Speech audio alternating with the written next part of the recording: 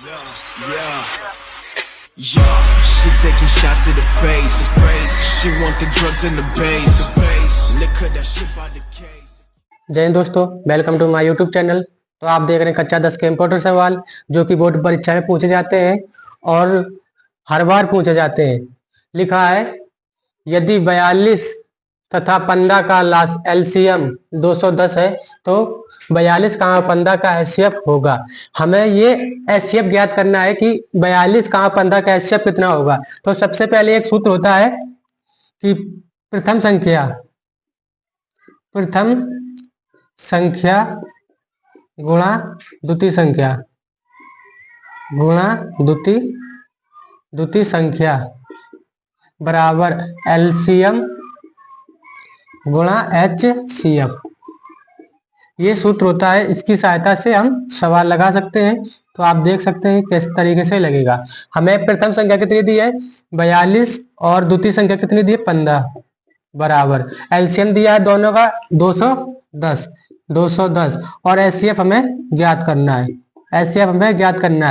तो एचसीएफ जब ज्ञात करेंगे तब एचसीएफ बराबर कितना हो जाएगा कि 42 गुणा 15 बटे 210। अब हम 7 से काट देंगे, 7 6 42, 7 त्रिका 21, फिर 6 से काट दो 6 पंचे 30, 5 से काट दो 5 3 15। तो हमारा एचसीएफ बराबर कितना आ गया, एचसीएफ बराबर 3। एचसीएफ कितना आ गया 3। तो आप देख सकते हैं कि हमारा ऑप्शन नंबर कौन सा सही होगा। ऑप्शन नंबर हमारा ए करेक्ट होगा। तो आप देख सकते हैं इस तरीके से हल होता है। ये बोर्ड परीक्षा में हर बार पूछे जाते हैं। अगला सवाल है संख्या 240 का अभाज्य गुणनखंड होगा। क्या पूछा है 240 का अभाज्य गुणनखंड। सबसे पहले हमें 240 का अभाज्य गुणनखंड निकाल लेना। अभाज्य गुणनखंड इस तरीके से निकाला जाता है, आप देख सकते हैं इस तरीके से। सबसे पहले 2 से काटो, 2 एकम 2, 2 दूनी 4, फिर 2 से काट दो 2 छंग 12, फिर 2 से काट दो 2 3 6, फिर 2 से काट दो 2 एकम 2, 2 पंचे 10। अब 3 से काट दो 3 पचे 15। अब 5 से काट दो 5 एकम 5। तो इसके हम फैक्टर लिख लेंगे, कितने हो गए 2 गुणा 2 गुणा 2 गुणा 1 2 3 4, 4 बार 2 है तो 4 बार 2 लिख लेंगे। और 3 बार कितने बार है 1 बार, तो 3 एक बार लिख लेंगे। गुणा 5 कितने बार है 1 बार, 5 एक बार लिख लेंगे। और 1 2 3 4, 2 की पावर कितने हो जाएगा 4 गुणा 3 गुणा 5। तो आप देख सकते हैं ये हमारा ऑप्शन नंबर कौन सा होगा। ऑप्शन नंबर ये बी हमारा ऑप्शन नंबर करेक्ट होगा। तो हम बी में टिक कर देंगे। अगला सवाल है रैखिक समीकरण युग्म 2x + 3y + 5 बराबर 0 तथा -4x - 6y बराबर 10 का हल होगा। हल ज्ञात करना है। सबसे पहले हम दोनों समीकरण लिख लेंगे। दोनों समीकरण कितना दिया है, समीकरण नंबर पहला कितना दिया है 2x + 3y + 5 = 0। इसकी तुलना हम कर लेंगे a1x + b1y + c1 बराबर 0 से तुलना कर लेंगे। इसकी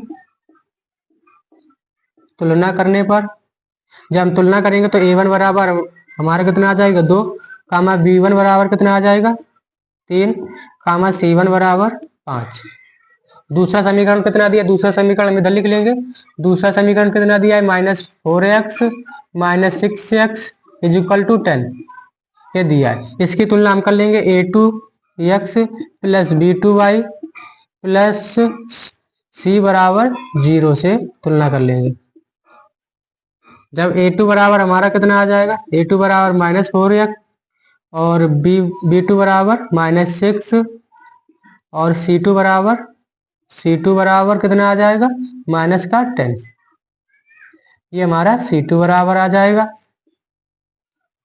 अब हम इसको लिखेंगे तो कितना हो जाएगा, एक सूत्र होता है a1 बटे a2 बराबर b1 बटे b2 बराबर c1 बटे c2, ये सूत्र होता है। a1 बटे a2, a1 का मान कितना है 2 बटे a2 का मान कितना आ गया है -4, तो -4 बराबर b2 का मान b1 का इधर b1 होगा, b1 का मान कितना है 3, b2 का मान कितना है -6, बराबर C1 का मान है 5, C2 का मान कितना आ गया है माइनस का 10, तो हम इधर माइनस का 10 कर देंगे। काट दो, 2 से काट दो, 2 कम 2, 2 दूनी 4, तो -1/2 बराबर, इसको भी काट तो -1/2 बराबर -1/2, इसको भी काट दोगे तो -1/2 आएगा। तीनों जब तीनों बराबर होते हैं तो क्या होता है, जब तीनों बराबर होते हैं तब होता है अपरिमित रूप से अपरिमित अपरिमित रूप से अपरिमित रूप से अनेक अनेक हल। जब तीनों बराबर होते तो अपरिमित रूप से अनेक हल होता है। तो हम देख सकते हैं हमारा ऑप्शन नंबर कौन सा सही हो जाएगा, ऑप्शन नंबर हमारा सी करेक्ट हो जाएगा। अगला सवाल है, द्विघात बहुपद 6x² 6x² -7x + 5 के शून्यकों का गुणनफल होगा। हमें शून्यकों का सिर्फ गुणनफल निकालना है, शून्यकों का गुणनफल होगा।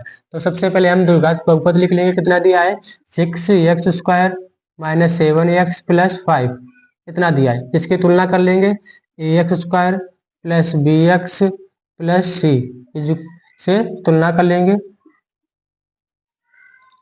तुलना करने पर जब हम तुलना करेंगे तो कितना आ जाएगा, a बराबर 6 आ जाएगा और b बराबर -7 आ जाएगा और c बराबर 5, इतना आ जाएगा। अब होता है कि अल्फा का योगफल बराबर, शून्यक हमारे दो होते हैं, शून्यक दो होते हैं, अल्फा बीटा। जब अल्फा बीटा निकालेंगे सबसे पहले क्या कहा है कि शून्यकों का गुणनफल ज्ञात कीजिए। शून्यकों का गुणनफल बराबर अल्फा इंटू बीटा बराबर होता है C/A। अल्फा इंटू बीटा बराबर होता है C/A, इतना होता है सूत्र। तो C का मान कितना दिया है, C का मान कितना है 5 और A का मान 6, A का मान 6। तो हमारा ऑप्शन नंबर कौन सा करेक्ट हो जाएगा, ऑप्शन नंबर डी करेक्ट हो गया। जितना पूछा वही करना है।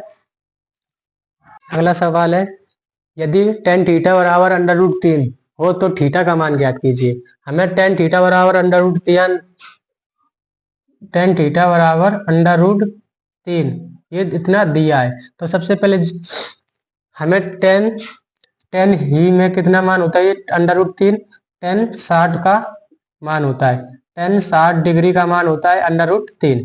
जब tan से tan जब तुलना करेंगे तो tan से tan हट जाएगा और थीटा बराबर कितना आ जाएगा हमारा 60 डिग्री। थीटा बराबर कितना आ जाएगा 60 डिग्री। तो हमारा ऑप्शन नंबर कौन सा करेक्ट हो जाएगा, ऑप्शन नंबर हमारा बी करेक्ट हो जाएगा। तो आप देख सकते हैं।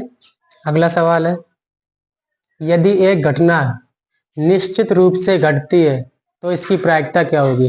इसमें का एक निश्चित रूप से घटती है, निश्चित रूप से घटती है। जब घटना निश्चित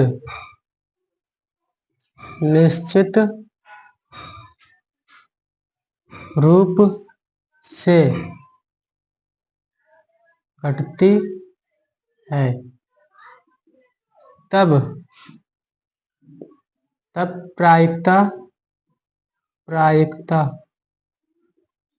प्रायिकता का मान 1 होता है। जब घटना निश्चित रूप से घटती है तो प्रायिकता का मान कितना होता है 1। तो हमें ऑप्शन नंबर हमारा कौन सा करेक्ट हो जाएगा, डी नंबर हमारे करेक्ट हो जाएगा। अगर जब घटना अनिश्चित रूप से घटती, जो घटना असंभव होती, तो उसका मान हमारा 0 होता है। यह देखते रहना, यहाँ पर निश्चित रूप से घटना पूछी है इसलिए हमारा ऑप्शन नंबर डी करेक्ट हो जाएगा। जब घटना असंभव पूछ दे तब हमारी प्रायिकता का मान कितना हो जाता 0। r त्रिज्या वाले एक ठोस अर्धगोले का कुल पृष्ठीय क्षेत्रफल होगा। ठोस अर्धगोले का कुल पृष्ठीय क्षेत्रफल होगा। तो हमें अर्धगोले का पृष्ठीय क्षेत्रफल निकालना है। ये सबसे पहले पता होना चाहिए कि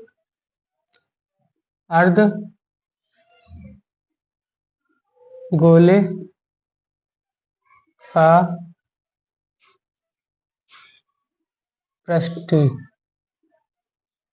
क्षेत्रफल होता है 2πr,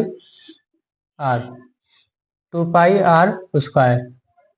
अर्धगोले का पृष्ठीय क्षेत्रफल बराबर होता है 2πr स्क्वायर, और वृत्त का क्षेत्रफल बराबर होता है πr स्क्वायर।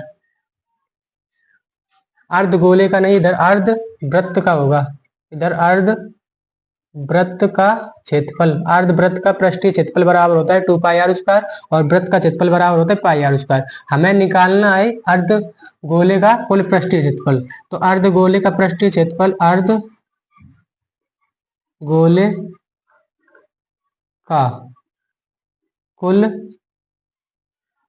पृष्ठीय क्षेत्रफल बराबर, कुल पृष्ठीय क्षेत्रफल बराबर होता है अर्धवृत्त का अर्धवृत्त का पृष्ठीय क्षेत्रफल, अर्धवृत्त का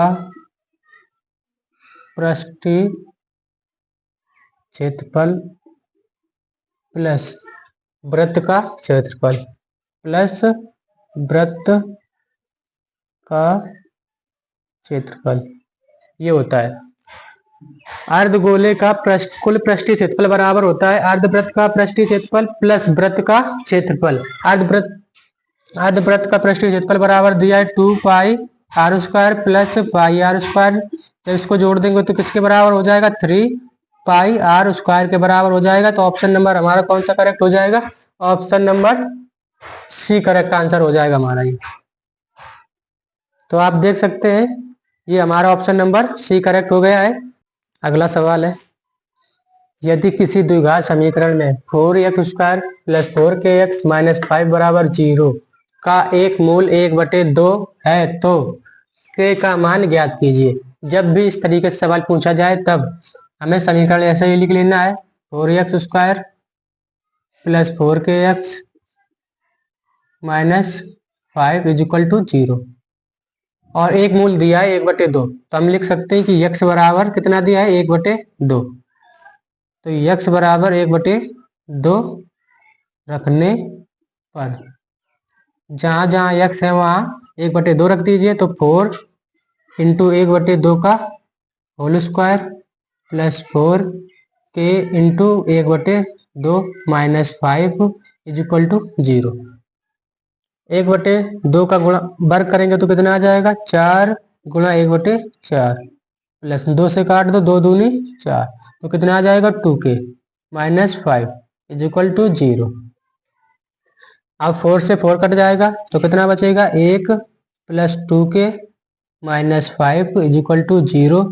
1 5 घटाएंगे तो कितना बचेगा, माइनस का 4 इक्वल टू 0।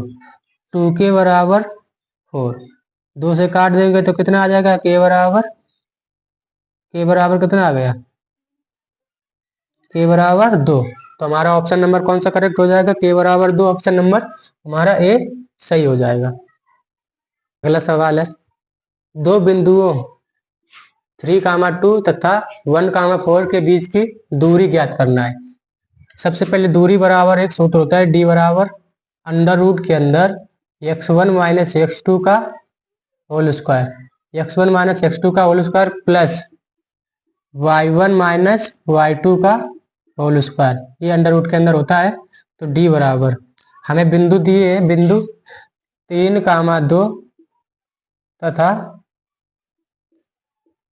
1,4, ये हमारा x1 y1 हो जाएगा, ये x2 y2 हो जाएगा। तो इधर से हम रख सकते हैं अंडर रूट के अंदर x1 का मान कितना दिया है, 3 माइनस x2 का मान 1 का होल स्क्वायर प्लस y1 का मान 2 माइनस y2 का मान 4 का होल स्क्वायर। d बराबर निकालेंगे, 3 में 1 घटाएंगे 2 बचेगा, 2 का वर्ग होता है 4 प्लस 4 में 2 घटाएंगे तो माइनस 2 बचेंगे, माइनस 2 का वर्ग 4 होता है। d बराबर अंडर रूट के अंदर 4 प्लस 4 8, ये आ जाएगा 2 अंडर रूट 2, 2√2 देख सकते हैं किस तरीके से आएगा। इसको आप इस तरीके से भी लिख सकते हैं, 2√4, 2 गुणा 4, 4 से 2 12 आ जाएगा, इसलिए √2 बचेगा। तो हमारा ऑप्शन नंबर कौन सा करेक्ट हो जाएगा? 2√2 बी नंबर हमारा करेक्ट हो जाएगा। तो आप देख सकते हैं 1 + 2 + 3 + 4 + 5 + 6 + 7 + 8 + 9 का मान होगा। हमें 1 से लेकर 9 तक की संख्या को ऐड करना है। 1 + 9 1 + 2 + 3 + 4 + 7, 4 के बाद 5, 5 + 6 + 7 + 8 + 9, इसको जोड़ेंगे तो हमारा कितना आ जाएगा? 2 1 3, 3 3 6, 6 4 10, 10 5 15, 15 6 21, 21 7, 21 7 28, 28 8 36, 36 9 45, कितना आ गया? 45। तो हमारा ऑप्शन नंबर कौन सा करेक्ट हो जाएगा? Option number B. Option number B हमारा सही हो जाएगा। सवाल है sin theta -1 into sec theta +10 का मान होगा। तो हमें सबसे पहले सवाल लिख लेना, कितना दिया है? सवाल दिया है sin theta -1 into sec theta +10 theta, ये हमें सवाल दिया। तो इसको हम ऐसे ही लिख देंगे, sin थीटा -1 इंटू, इसको sec थीटा होता है, sec थीटा इधर से देख सकते हैं, sec थीटा बराबर होता है 1/cos थीटा, और tan थीटा बराबर होता है sin थीटा बटे cos थीटा। तो हम इधर इसकी जगह पे लिख सकते हैं, sec की जगह पे लिख सकते हैं 1/cos थीटा प्लस tan की जगह लिख देंगे sin थीटा बटे cos थीटा। नीचे हर समान होते हैं तो ऊपर ऊपर जोड़ दिया जाएगा। जब हर समान होते हैं तो ऊपर ऊपर जोड़ दो, कितना आ जाएगा? जब ऊपर ऊपर जोड़ेंगे तो 1 + sin थीटा, 1 + sin थीटा बटे cos थीटा, इतना आ जाएगा। अब लिखा है एक कोष्ठ में a - b, एक कोष्ठ में a + b। ये एक कोष्ठ में a + b, एक कोष्ठ में a - b, ये होता है a² - b² के बराबर। तो इसकी जगह पे हम ये लिख देंगे कि 1 -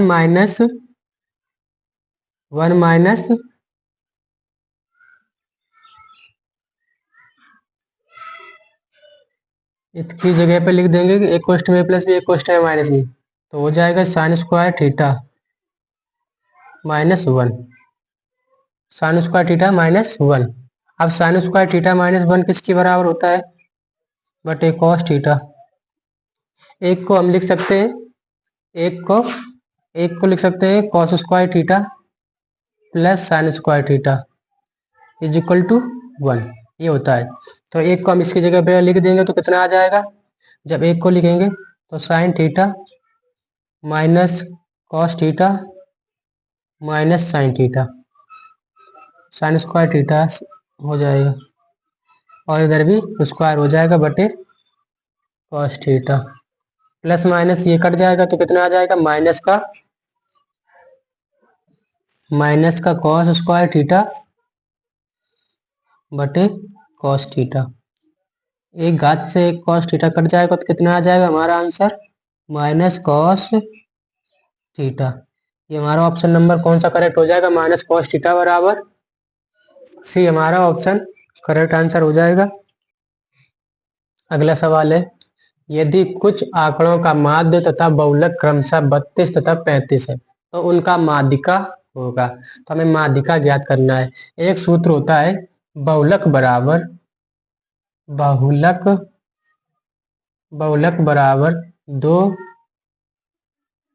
बहुलक बराबर 3 माध्यिका, बहुलक बराबर 3 माध्यिका -2 माध्य, बहुलक बराबर 3 माध्यिका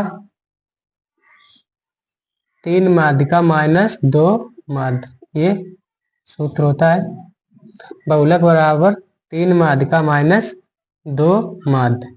और हमें पता किया क्या है, माध्य बराबर पता है, माध्य बराबर पता है, माध्य बराबर कितना दिया 32 और बहुलक बराबर पता है, बहुलक बराबर कितना दिया है 35।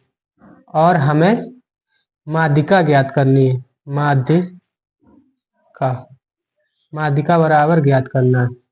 तो इस सूत्र में रख देंगे, बहुलक बराबर कितना दिया है, बहुलक बराबर 35 बराबर 3 माध्यिका,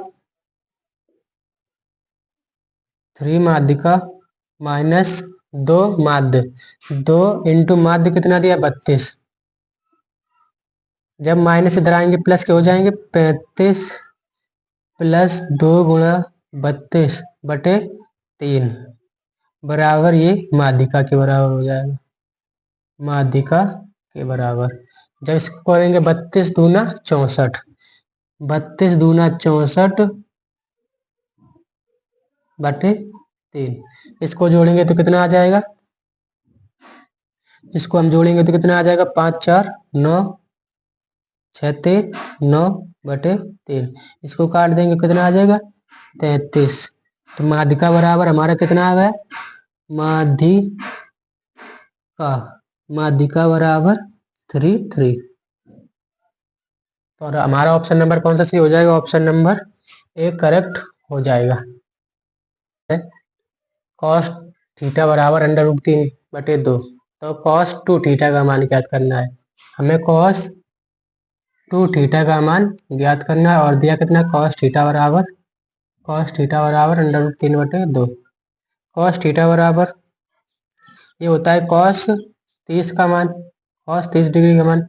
जब तुलना करेंगे तो कॉस से कॉस हट जाएगा, थीटा बराबर कितना आ जाएगा 30 डिग्री, थीटा का मान कितना आ गया तो 30 डिग्री। और हमें ज्ञात करना है cos 2 theta, cos 2 theta, cos 2 into theta का मान 30, कॉस 60, कॉस 60 का मान कितना होता है 1/2। तो हमारा ऑप्शन नंबर कौन सा सही हो जाएगा, बी ऑप्शन नंबर। अगला सवाल है, दो 500 को एक साथ उछालने पर दोनों 500 पर प्राप्त अंकों का योगफल कितना है 10 है। 10 होने की प्रायिकता ज्ञात करना हमें।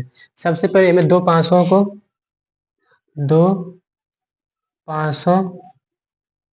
को उछालने पर कुल संभव परिणाम, कुल संभव परिणाम बराबर संभव परिणाम बराबर 2 की पावर 6, 2 की पावर 6 बराबर 36। इतना हमारा कुल संभव परिणाम हो जाएगा।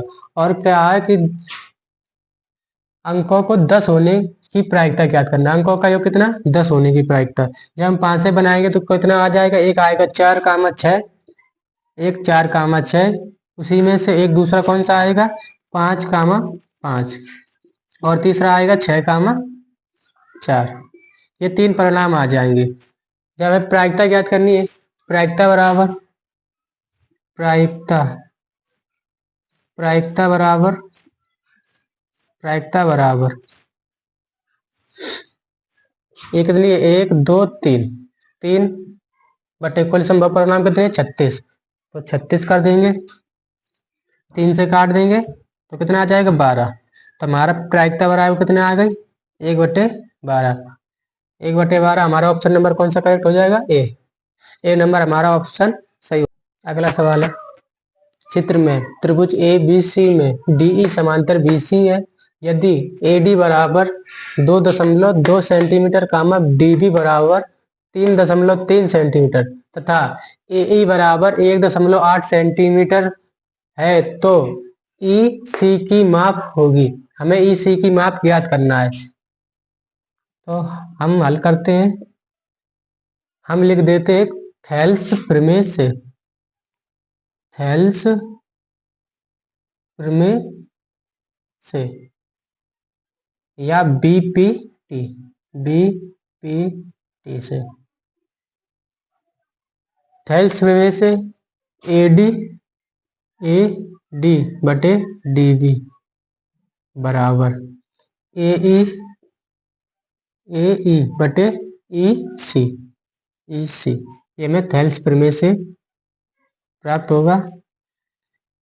आप देख सकते हैं एडी का मान कितना दिया है, इधर हम लिख सकते हैं दिया है बराबर, दिया है कितना दिया है एडी एडी एडी बराबर 2.2 सेंटीमीटर और डी बी बराबर 3.3 सेंटीमीटर। ए ई बराबर 1.8 सेंटीमीटर। हमें ई सी का मान ज्ञात करना है, तो हम इसमें रख देंगे कितना दिया है एडी का मान 2.2 सेंटीमीटर और डीबी का मान 3.3 सेंटीमीटर बराबर ए का मान 1.8 सेंटीमीटर।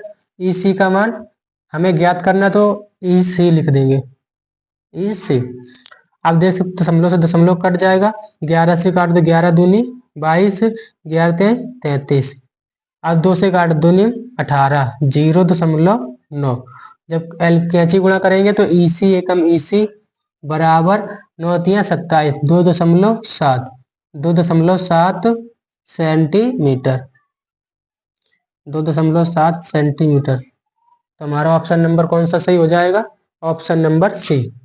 ऑप्शन नंबर सी हमारा ये सही हो जाएगा। निम्नलिखित सारणी का बहुलक वर्ग होगा।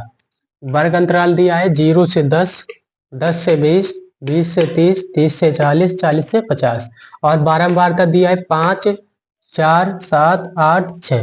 तो हमें बहुलक वर्ग ज्ञात करना है। बहुलक वर्ग बराबर होता है जिसकी बारंबारता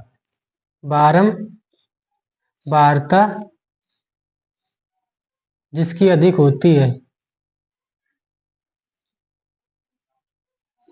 अधिक होती है वही बहुलक, वही अंतराल बहुलक वर्ग होता है, बहुलक वर्ग होता है। तो सबसे अधिक बारंबारता किसकी है, सबसे अधिक बारंबारता 8 है।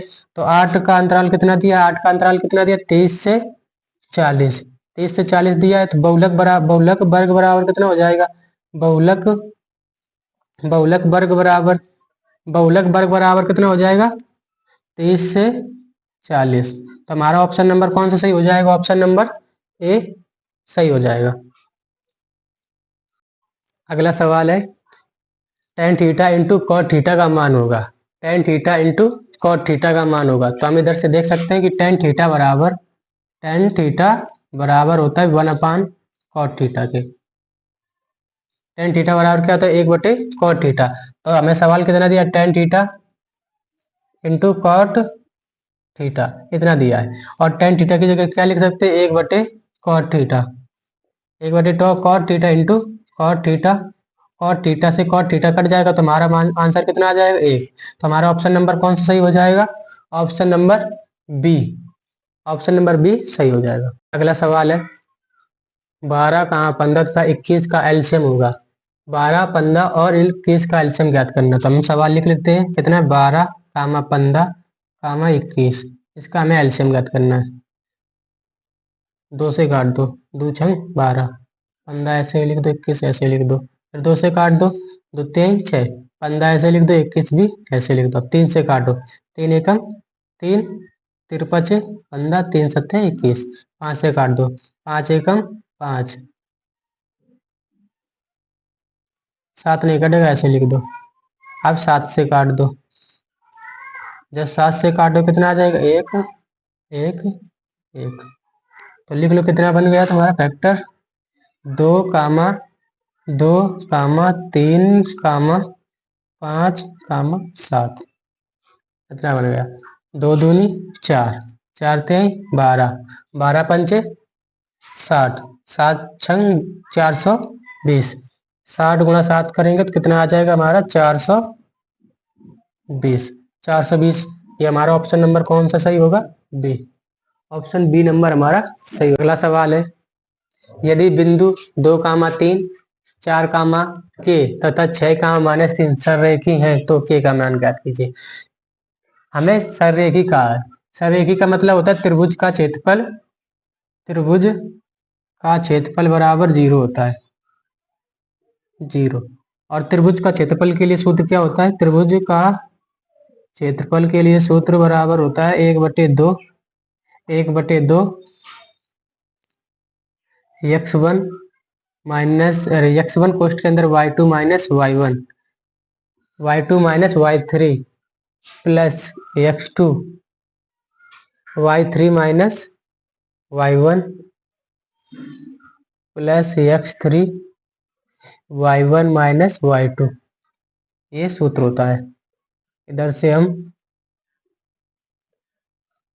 ये सूत्र होता है और हमें दिया है, इधर हम लिख सकते हैं कि हमें दिया है, दिया कितना है 2 कामा 3 4 कामा के 6 कामा -3।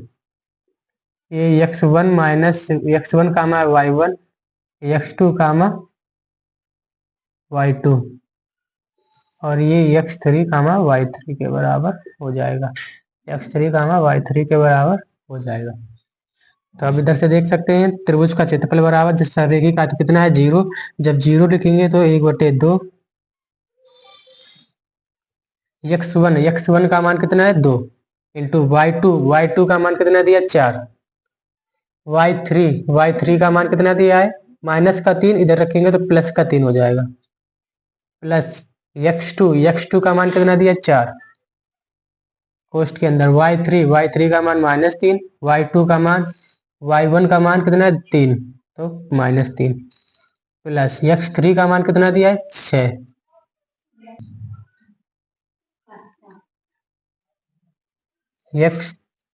y1 का मान कितना है 3 माइनस y2 का मान कितना दिया है k माइनस का k y2 और इधर y2 का मान कितना दिया है y2 का मान कितना है k। इस तरीके से हल कर लेंगे।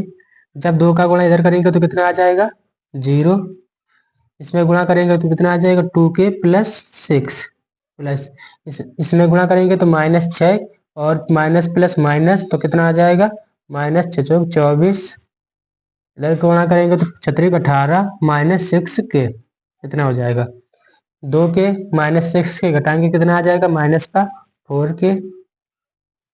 इसको जब जोड़ेंगे 8 6 24 और प्लस के 24 और माइनस के 24 से कट जाएंगे ये, तो कितना आ जाएगा हमारा इधर 0। तो k बराबर हमारा कितना आ जाएगा k बराबर 0। हमारा k का मान कितना आ गया 0। k का मान 0 है तो ऑप्शन नंबर हमारा बी सही हो जाएगा।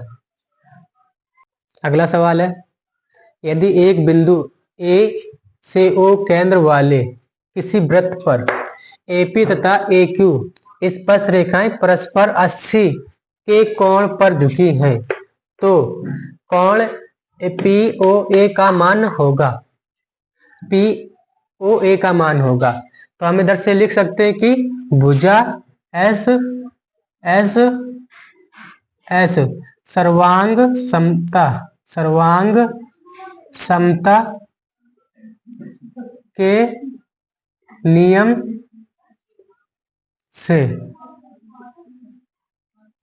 नियम से तो त्रिभुज POA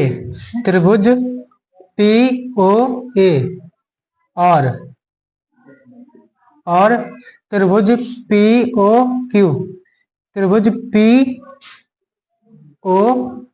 POQ इधर से देख सकते हैं AP बराबर PQ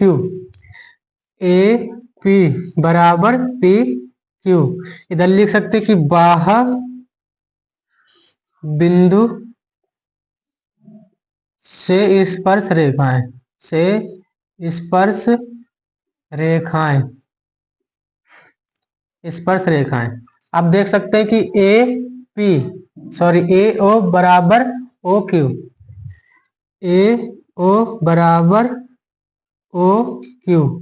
ये त्रिज्या है अब देख सकते हैं कि त्रिभुज त्रिभुज पी ओ ए समलंब त्रिभुज P O Q P O Q. इधर से लिख सकते हैं कि एस एस सर्वांग समता की कसौटी से के नियम से भी लिख सकते हैं, के नियम से इतना लिख सकते हैं। आप देख सकते हैं कि इधर लिखा है 80 कोण पर झुकी है, तो त्रिभुज कोण पी ओ ए बराबर कोण पी ओ क्यू बराबर 1/2 गुणा 80 कितना आ जाएगा जब इसको काटेंगे 40 डिग्री, 40 डिग्री आ जाएगा। अब हम देख सकते हैं कि वृत्त की रेखाएं वृत्त की रेखा एवं त्रिज्या परस्पर लंबवत या आपस में लंबवत है,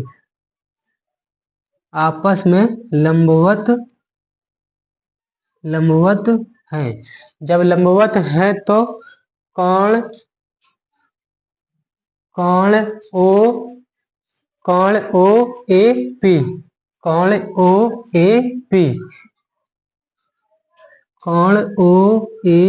पी बराबर हो जाएगा हमारा 90 डिग्री, इतना हो जाएगा।